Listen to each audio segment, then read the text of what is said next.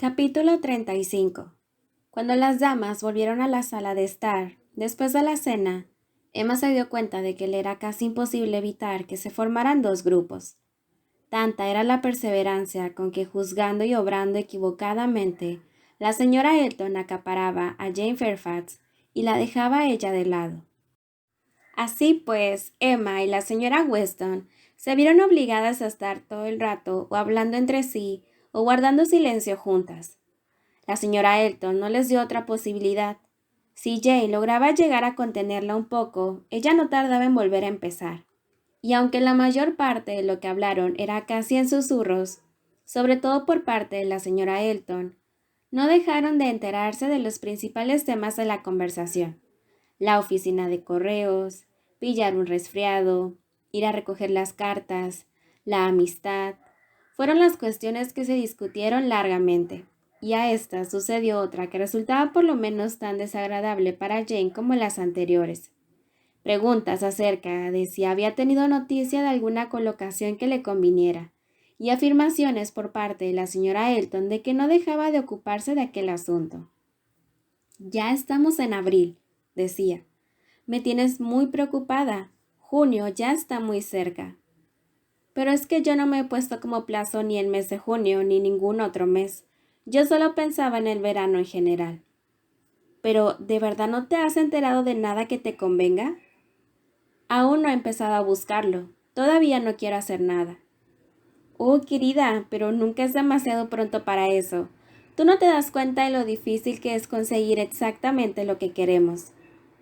¿Que no me he dado cuenta?, dijo Jane, sacudiendo tristemente la cabeza. Querida señora Elton, ¿quién puede haber pensado en eso tanto como yo? Pero tú no conoces el mundo como yo. No sabes cuántos candidatos hay siempre para las colocaciones más ventajosas. Sé que hay muchas por las cercanías en Maple Grove. Una prima del señor Suckling, la señora Bragg, pudo hacer infinitas posibilidades de esas. Todo el mundo deseando entrar en su casa, porque pertenece a la sociedad más refinada. Hasta tiene velas de cera en la salita donde se dan las clases. Ya puedes imaginarte la categoría de la casa. De todas las familias del reino, la de la señora Bragg es la que yo preferiría para ti.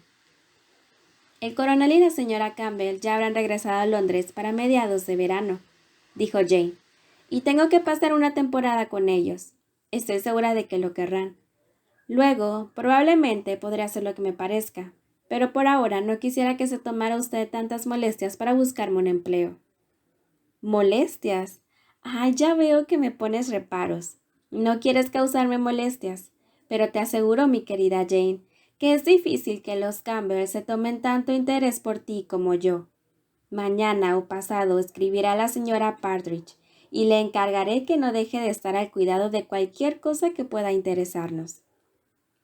Muchas gracias, pero preferiría que no le dijera nada de todo eso. Hasta que no llegue el momento oportuno, no quiero causar molestias a nadie. Pero, criatura, el momento oportuno ya está muy cerca. Estamos en abril, y junio, o si quieres julio, está a la vuelta de la esquina, y aún tenemos que hacer muchas cosas. Créeme, tu falta de experiencia casi me hace sonreír. Una buena colocación como la que mereces y como la que tus amigos te buscarían no sale todos los días. No se consigue en un momento. Sí, te lo aseguro. Tenemos que empezar a movernos inmediatamente. Perdone, pero esta no es mi intención, ni mucho menos. Todavía no quiero dar ningún paso, y lamentaría mucho que mis amigos lo dieran en mi nombre. Cuando esté completamente segura de que haya llegado el momento oportuno, no tengo ningún miedo de estar mucho tiempo sin empleo. En Londres hay oficinas en las que enseguida encuentran trabajo para quien lo pide. Oficinas para vender, no carne humana, sino inteligencia humana. Querida, ¿carne humana? ¿Qué cosas dices? Si es una alusión a la trata de esclavos, te aseguro que el señor Suckling siempre ha sido más bien partidario de la abolición.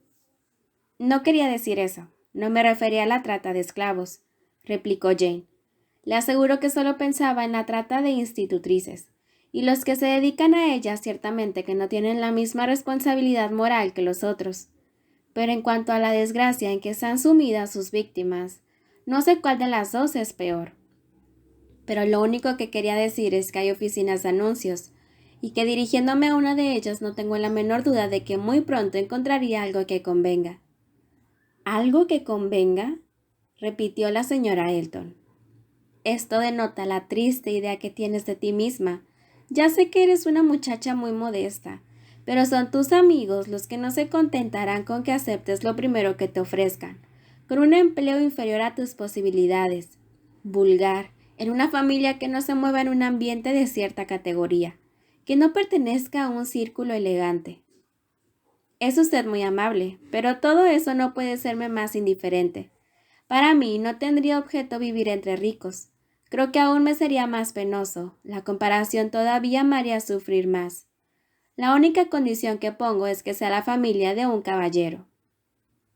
Te conozco, te conozco. Te conformarías con cualquier cosa, pero yo voy a ser un poco más exigente. Y estoy segura de que unas personas tan buenas como los Campbell se pondrán de mi parte. Con un talento como el tuyo tienes derecho a vivir en los ambientes más elevados. Solo tus habilidades musicales ya te permiten imponer condiciones, tener tantas habitaciones como quieras y compartir la vida de la familia en el grado en que te plazca. Es decir, no sé, si supieras tocar el arpa estoy segura de que podrías pedir todo eso. Pero cantas tan bien como tocas el piano.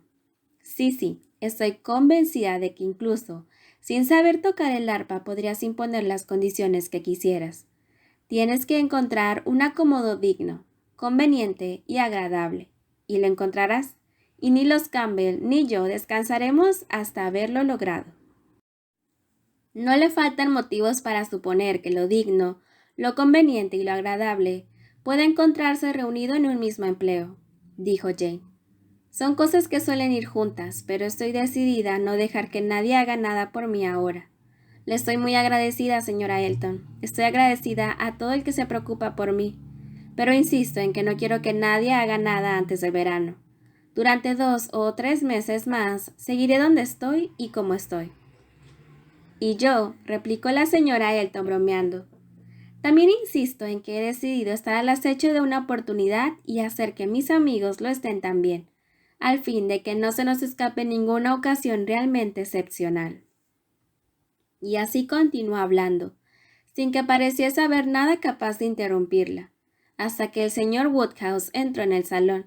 Entonces su vanidad encontró otro objeto en que aplicarse, y Emma oyó, como decía Jane, en el mismo cuchicheo de antes. Mira, aquí está mi queridísimo galán maduro. Si ha venido antes que los demás hombres, solo es por su galantería. Puedes estar segura. Es verdaderamente encantador. Te digo que lo encuentro de lo más agradable. Yo adoro esa cortesía tan original y tan a la antigua. Me gusta mucho más que la desenvoltura de ahora. La desenvoltura de ahora muchas veces me molesta. Pero este buen señor Woodhouse, me hubiera gustado que hubieses oído las galanterías que me dijo durante toda la cena. Te aseguro que yo empezaba a pensar que mi caro esposo iba a ponerse pero que muy celoso. Me parece que siente predilección por mí. Se ha fijado en mi vestido. Por cierto, ¿te gusta? Lo eligió Celina. Es bonito, ¿verdad? No sé si no tiene demasiados adornos. Me horroriza la idea de ir demasiado engalanada. Me horripilan las cosas muy recargadas. Claro que ahora tenía que ponerme unos cuantos adornos porque es lo que esperaban de mí. Ya sabes que una recién casada tiene que parecer una recién casada. Pero por naturaleza mi gusto es mucho más sencillo. Un vestido sencillo siempre es preferible a todos los adornos.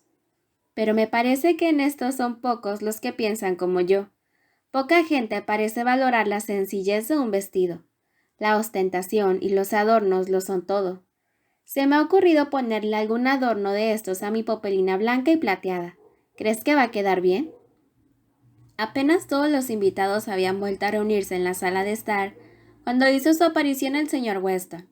Había vuelto a su casa para cenar, aunque un poco tarde, e inmediatamente después de haber terminado se dirigió a Hartfield. Sus íntimos la habían esperado con demasiada impaciencia, para que les produjera sorpresa, pero sí les causó una gran alegría. El señor Woodhouse estuvo tan contento de verle ahora como hubiese estado inquieto de verle antes. Solo John Knightley quedó mudo de asombro. que un hombre que podía haber pasado la velada tranquilamente en su casa, después de un día de negocios en Londres, volviese a salir y anduviese media milla para ir a una casa ajena, con el único objeto de no estar solo hasta la hora de acostarse, para terminar su jornada en medio de constantes esfuerzos para ser cortés y del bullicio de una reunión de sociedad. Era un hecho que le dejaba totalmente asombrado. Un hombre que se había levantado a las 8 de la mañana y que ahora podía estar tranquilo, que había estado hablando durante una serie de horas y que ahora podía quedarse callado, que había estado rodeado de mucha gente y que ahora podía estar solo. Que un hombre en estas circunstancias renuncia a la tranquilidad y a la independencia de su sillón junto a su chimenea, y en el atardecer de un día de abril frío y con aguanieve, se lance de nuevo fuera de su casa buscando la compañía de los demás. Si haciendo una simple señal con el dedo hubiese podido conseguir que su esposa le acompañara inmediatamente de regreso a su casa, hubiese sido un motivo. Pero su llegada, antes, prolongaría la reunión que contribuiría a disolverla. John Knightley le contemplaba estupefacto. Luego se encogió de hombros y dijo: «Nunca lo hubiese creído, ni siquiera de él». Entretanto, el señor Weston, incapaz de sospechar la indignación que estaba suscitando, feliz y jovial como de costumbre, y con todo el derecho que confiere un día pasado fuera de casa para que le dejen hablar, iba dirigiendo palabras amables a todo el resto de los invitados. Y después de haber contestado a las preguntas de su esposa acerca de su cena, y de haberla dejado convencida de que ninguna de las minuciosas instrucciones que había dado a los criados había sido olvidada, y después de comunicar a todos las últimas noticias de que se habían enterado en Londres, procedió a dar una noticia familiar que, aunque iba dirigida principalmente a la señora Weston, no tenía la menor duda de que iba a ser de gran interés para todos los que estaban allí reunidos. Entregó a su esposa una carta de Frank que estaba destinada a ella. La había encontrado en su casa y se había tomado la libertad de abrirla. «Lela, Lela», le dijo, «tendrás una alegría. Solo son 4 letras, no te llevará mucho tiempo. Lésela a Emma». Las dos amigas se pusieron a leer la carta juntas, y él se sentó sonriendo, y sin dejar de hablarles durante todo el rato, en una voz no sin baja, pero perfectamente audible para todo el mundo. «Bueno, ya ven que viene. Buenas noticias, creo yo. ¿Y qué dicen? Yo siempre te había dicho que no tardaría en volver. ¿Es cierto o no? Querida, ¿no es verdad que yo siempre te lo decía y que tú no querías creerme? Ya ves, la semana próxima en Londres. Eso suponiendo que tarden tanto, porque la señora cuando tiene que hacer algo se pone muy impaciente. Lo más probable es que lleguen mañana o el sábado. En cuanto a su enfermedad, desde luego no ha sido nada, pero es magnífico volver a tener a Frank entre nosotros. Quiero decir, tan cerca, en Londres. Creo que esta vez estarán bastante tiempo en la ciudad, y la mitad de su tiempo él lo pasará con nosotros. Eso es precisamente lo que yo deseaba. Bueno, qué buenas noticias, de verdad. ¿Ya han terminado? ¿Emma también la ha leído toda? Bueno, pues ya hablaremos. Hablaremos largamente en otra ocasión. Ahora no es el momento. Solo voy a informar a los demás de lo que dice en líneas generales. La señora Weston estaba radiante de alegría, y así lo dejaban traslucir su rostro y sus palabras. Era feliz. Se daba cuenta de que era feliz y se daba cuenta también de que debía hacerlo. Felicitó a su esposo de un modo entusiasta y sincero. Pero Emma no se sentía tan comunicativa. Estaba un poco absorta, sopesando sus propios sentimientos y tratando de comprender hasta qué punto se hallaba inquieta. La impresión que tenía era lo que estaba bastante. Sin embargo, el señor Weston, demasiado impaciente para ser un buen observador, demasiado locuaz para desear que los demás hablasen, se contentó con lo que ella le dijo, y no tardó en ir de un lado a otro para hacer felices al resto de sus amigos, para hacerles partícipes individualmente de una noticia que todos los del salón ya habían oído. Como daba por descontado que la nueva iba a causar alegría a todo el mundo, no advirtió que ni el señor Woodhouse ni el señor Knightley quedaban demasiado complacidos con ella. Ellos fueron los primeros, después de la señora Weston y Emma, a quienes quiso hacer felices. Luego hubiese comunicado la noticia a la señorita Fairfax, pero ésta se hallaba conversando tan animadamente con John Knightley que no hubiese sido correcto interrumpirles. Y encontrándose al lado de la señora Elton, cuya atención nadie retenía, se vio obligado a tratar de la cuestión con ella. Capítulo 36. Confío en que pronto tendré el placer de presentarle a mi hijo, dijo el señor Weston. La señora Elton, muy predispuesta a suponer que con este deseo se le tenía una atención muy particular, sonrió muy amablemente. Supongo que habrá usted oído hablar de un tal Frank Churchill, siguió él, y que sabrá usted que es mi hijo, a pesar de que no lleve mi apellido. Oh, sí, desde luego, y tendré mucho gusto en conocerle. Estoy segura de que el señor Elton se apresurará a visitarle, y tanto él como yo tendremos un gran placer en verle por la vicaría. Es usted muy amable. Estoy seguro de que Frank se alegrará mucho de conocerla. La semana que viene, y tal vez incluso antes, estará en Londres. Nos hemos enterado por una carta suya que hemos recibido hoy. La he visto esta mañana, y al ver la letra de mi hijo me he decidido a abrirla, aunque no iba dirigida a mí, sino a la señora Weston. Verá usted, es mi esposa la que suele escribirse con él. Yo apenas recibo cartas suyas. Pero, ¿de verdad que ha abierto usted la carta que iba dirigida a su esposa? Señor Weston, riendo afectadamente. Debo protestar. Acaba usted de sentar un precedente peligrosísimo. No puede usted dar ejemplos como ese a sus vecinos. Le doy mi palabra que si eso es lo que me espera a mí, las mujeres casadas tendremos que empezar a defendernos. Señor Weston, nunca hubiera creído una cosa semejante de usted. Sí, no se fíe usted de los hombres. Tenga mucho cuidado, señora Elton. En esta carta nos cuenta. Es una carta muy corta, escrita a toda prisa, solo para darnos la noticia. Nos cuenta que enseguida van a ir todos a Londres por causa de la señora Churchill. No se ha encontrado bien durante todo el invierno y cree que el clima de Escombe es demasiado frío para ella, de modo que van a venir todos para el sur sin pérdida de tiempo. Vaya, de modo que viven en el Yorkshire. Escombe está en el Yorkshire, ¿verdad? Sí, viven a unas 190 millas de Londres, un viaje considerable. Sí, ya lo creo, muy considerable. 65 millas más de la distancia que hay entre Maple Grove y Londres. Pero, señor Weston, ¿qué son estas distancias para las personas de gran fortuna? Se quedaría usted maravillado si supiera cómo a veces mi cuñado, el señor Suckling, viaja de una parte a otra.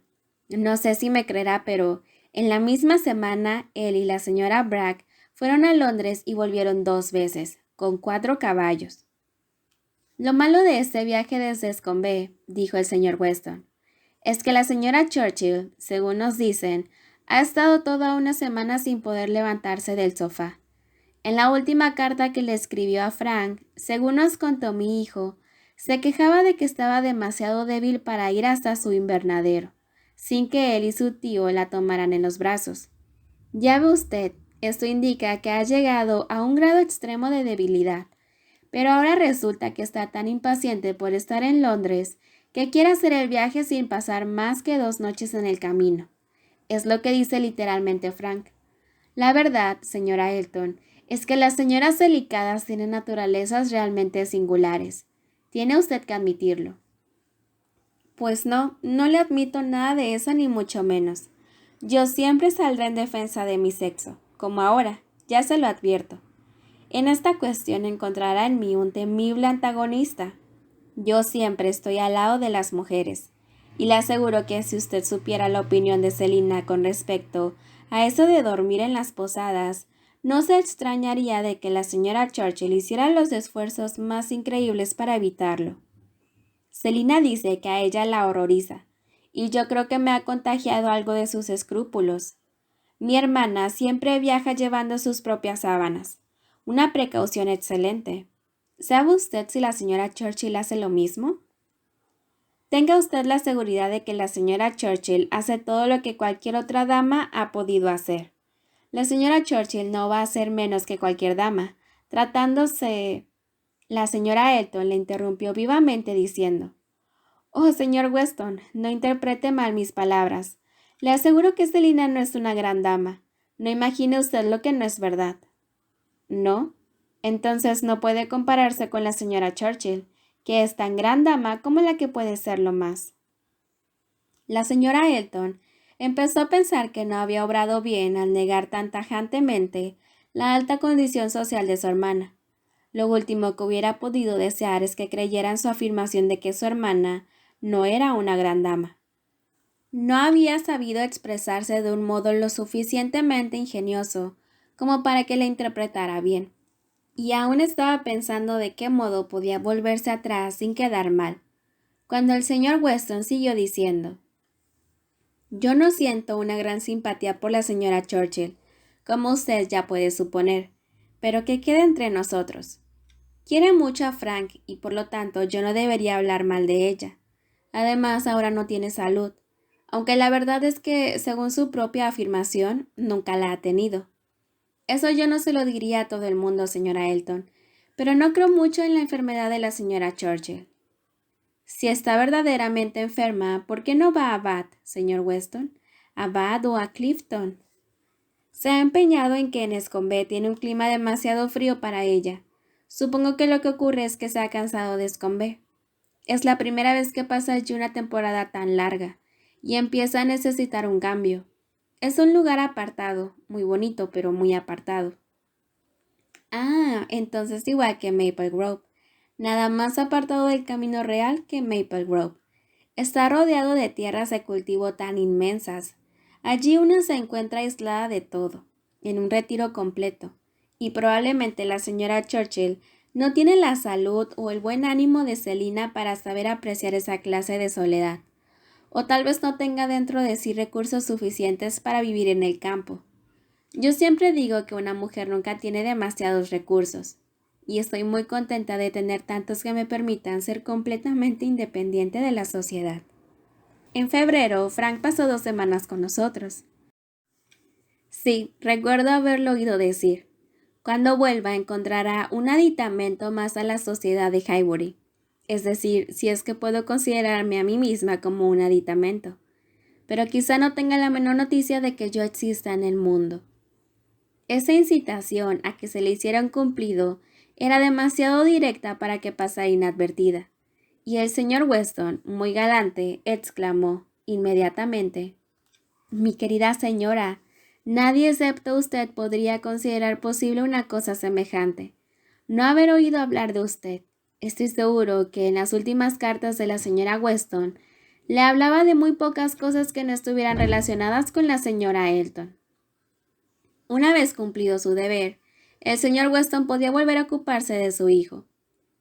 «Cuando Frank se fue», siguió diciendo, «no teníamos ninguna seguridad de cuándo podríamos volver a verle, y por eso las noticias de hoy nos han causado aún más alegría. Ha sido algo totalmente inesperado. Es decir, yo siempre he tenido el presentimiento de que no tardaría en volver. Estaba seguro de que iba a ocurrir algo. No sabía el qué, que haría posible su regreso, pero nadie me creía. Tanto él como la señora Weston estaban terriblemente desalentados. ¿Cómo va a arreglárselas para venir? ¿Cómo vamos a suponer que sus tíos consentirán en volver a separarse de él? Y así por el estilo. Pero yo seguía pensando que iba a ocurrir algo que nos iba a ser favorable. Y ya ve usted que ha sido así. A lo largo de mi vida, señora Elton, he podido comprobar que cuando las cosas no son contrarias un mes, al siguiente siempre se arreglan. Tiene usted mucha razón, señor Weston, muchísima razón. Eso es precisamente lo que yo solía decirle a cierto galán en la época en que me cortejaba, cuando, porque las cosas no iban totalmente a su gusto, sin la rapidez que hubiera correspondido a sus sentimientos, se entregaba a la desesperación y exclamaba que estaba seguro de que a este paso llegaría el mes de mayo antes de que Himeneo no recubriese con sus afrasanadas. Oh, cuánto me costó disipar esas sombrías ideas y hacerle concebir pensamientos más alegres. El coche. Teníamos muchas dificultades con el coche. Una mañana recuerdo que vino a verme completamente desesperado. Tuvo que interrumpirse debido a un acceso de tos, y el señor Weston aprovechó inmediatamente la oportunidad para continuar. Acaba usted de mencionar el mes de mayo. Mayo es precisamente el mes que la señora Churchill tiene que pasar, según le han aconsejado, o se ha aconsejado a sí misma, en un lugar más cálido que Scombe. En resumen, que tiene que pasar en Londres, y de este modo tenemos la grata perspectiva de que Frank nos haga frecuentes visitas durante toda la primavera. Precisamente la estación del año que hubiéramos elegido de haberlo podido hacer. Cuando los días son muy largos, la temperatura es suave y agradable. Todo invita a estar al aire libre, y no hace demasiado calor para hacer ejercicio. Cuando estuvo aquí la otra vez se hizo lo que se pudo, pero había humedad, llovió y el tiempo era desapacible, como suele serlo en febrero, ya sabe usted, y no pudimos hacer ni la mitad de las cosas que proyectábamos. Ahora será la época más adecuada, vamos a pasarlo muy bien. Y yo no sé, señora Elton, si la inseguridad de sus visitas, esa especie de constante espera, no saber si llegará hoy o mañana ni a qué hora, no sé, le decía, si esto dará más alicientes a nuestra felicidad que si la tuviéramos siempre en casa. Creo que sí. Creo que en este estado de ánimo vamos a disfrutar más de su compañía. Confío en que encontrará usted agradable a mi hijo, pero no debe esperar ningún prodigio. Suele considerársele como un joven de grandes prendas, pero no espere usted ningún prodigio. La señora Weston siente un gran afecto por él, lo cual, como puede usted suponer, me halaga mucho. Mi esposa cree que no hay nadie que pueda comparársele. Y yo le aseguro, señor Weston, de que no tengo casi ninguna duda de que mi opinión le será francamente favorable. He oído hacer tantos elogios del señor Frank Churchill. De todas maneras, me veo en el deber de advertirle que yo soy una de esas personas que siempre juzgan por sí mismas y que en modo alguno se dejan guiar por el criterio de los demás. Le advierto que la opinión que forme de su hijo responderá a mi criterio personal. No me gusta adular a nadie. El señor Weston estaba meditabundo. Confío, dijo inmediatamente, en que no he sido demasiado severo al juzgar a la pobre señora Churchill. Si está enferma, sentirá mucho ser injusto con ella, pero hay ciertos rasgos de su carácter que me hacen difícil hablar con ella con la comprensión que yo desearía. No debe usted de ignorar, señora Elton, las relaciones que he tenido con esta familia, ni la clase de trato que me han dispensado. Y entre nosotros, toda la culpa solo puede atribuírsele a ella. Ella fue la instigadora. De no ser por ella, la madre de Frank nunca hubiera sido menospreciada en la forma en que lo fue. El señor Churchill tiene mucho orgullo, pero su orgullo no es nada comparado con el de su esposa. El de él es un orgullo pacífico, indolente, caballeroso, que no hace daño a nadie y que solo contribuye a hacerle un poco más desamparado y aburrido. Pero el orgullo de ella es arrogancia e insolencia, y lo que hace aún más insoportable es que no tiene ningún fundamento de nobleza de familia o de sangre. Cuando se casó con él no era nadie, simplemente la hija de un caballero, pero una vez se hubo convertido en una Churchill, sobrepasó a todos los Churchill en altanería y en grandes pretensiones. Pero en realidad, puede usted estar segura de que no es nada más que una advenediza. Hay que ver. Eso tiene que ser verdaderamente indignante. Yo siento horror por los advenedizos. Maple Grove me ha hecho detestar esa clase de gente, porque en aquellos contornos vive una familia que tiene tantos humos que resultan fastidiosísimos para mi hermana y mi cuñado. La descripción que ha hecho usted de la señora Churchill me ha hecho pensar inmediatamente en ellos. Son una gente que se llaman Topman, que hace muy poco que se han instalado allí, y que se han encumbrado gracias a una serie de relaciones de lo más bajo, pero que tienen unos humos, y que aspiran a ponerse al mismo nivel de las familias que hace ya muchos años que están establecidas en aquel lugar. Como máximo hace 1 año y medio que viven en West Hall, y nadie sabe cómo han hecho su fortuna. Proceden de Birmingham, que, como usted ya sabe, señor Weston, no es precisamente una ciudad en la que puede esperarse mucho. Yo siempre digo que este nombre suena de un modo desagradable, pero esto es lo único que se sabe con certeza de los Topman, aunque le asegura a usted que de ellos se sospecha, pero que muchas cosas. Y sin embargo, A juzgar por sus modales, evidentemente se consideran al mismo nivel, incluso que mi cuñado, el señor Suglin, que da la casualidad que es uno de sus vecinos más próximos. Es algo francamente horrible. El señor Suglin, que hace ya 11 años que vive en Maple Grove, propiedad que ya había sido de su padre, por lo menos eso creo. Estoy casi segura de que el padre del señor Suglin, cuando murió, ya había comprado la propiedad. Su conversación fue interrumpida.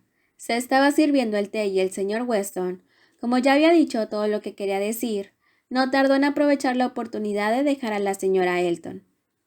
Después del té, el señor y la señora Weston y el señor Elton se pusieron a jugar a las cartas con el señor Woodhouse.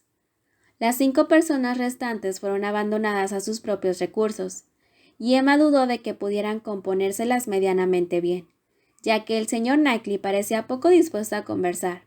La señora Elton buscaba a alguien que le prestase atención, y como nadie mostraba deseos de hacerlo, se sentía tan desairada que prefería encerrarse en su mutismo. En cambio, el señor John Knightley parecía más comunicativo que su hermano. Iba a marcharse al día siguiente por la mañana y empezó diciendo: «Bueno, Emma, creo que ya no tengo nada más que decirte sobre los niños, pero ya te he dado la carta de tu hermana y podemos estar seguros de que allí todo se explica con los menores detalles. Mis recomendaciones son mucho más breves que las suyas, y probablemente no coincidirán con las de ella. Todo lo que quisiera pedirte es que no los mimes mucho ni les den demasiados pontingues». «Espero que podré complacerlos a los dos», dijo Emma. «Haré todo lo que pueda para lo que lo pasen bien, lo cual a Isabela ya le bastará. Y para mí el que lo pasen bien excluye el malcriarlos y el darles demasiados pontingues, como dices tú. Y si se ponen muy revoltosos, los envías otra vez a casa. Eso es bastante probable, ¿no le parece? Creo que ya me doy cuenta de que son demasiado bulliciosos para tu padre, y de que incluso para ti pueden llegar a ser un estorbo, si sus compromisos sociales aumentan tanto como en estos últimos tiempos». ¿Nuestros compromisos sociales? Ya lo creo. Supongo que te has dado cuenta de que en estos últimos 6 meses han cambiado considerablemente su género de vida.